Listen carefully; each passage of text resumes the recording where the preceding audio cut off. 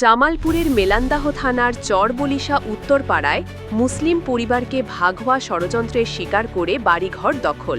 ঘটনার বিবরণ: জিয়াউল হকের মেয়েকে মালাউন ভাগওয়া সন্ত্রাসী পলাশ দেবনাথ কৌশলে ভাগওয়া ফাঁদে ফেলে হিন্দু ধর্মে ধর্মান্তরিত করে। ব্ল্যাকমেল ও প্রতারণার মাধ্যমে তাদের বাড়িঘর দখল করে পরিবারকে রাস্তায় নামিয়ে দেয়। মুসলিমদের প্রতিবাদ ঠেকাতে পলাশের অপকৌশল। যখন স্থানীয় মুসলমানরা এই অন্যায়ের প্রতিবাদ করতে যায়, তখন মালাউন পলাশ দেবনাথ ভুয়া কাগজপত্র দেখিয়ে মামলা হামলার ভয় দেখায়, প্রতিবাদকারীদের অপমান করে তাড়িয়ে দেয়।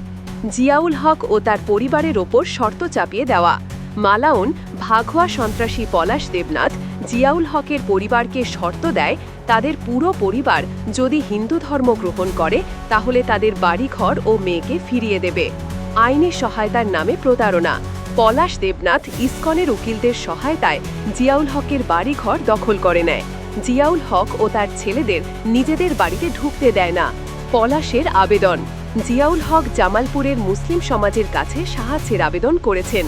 তিনি বলেছেন, যদি মুসলিমরা একজোট হয় তাহলে মালাউন ভাগওয়া সন্ত্রাসী পলাশ দেবনাথের বিরুদ্ধে আইনি ব্যবস্থা নেওয়া হবে।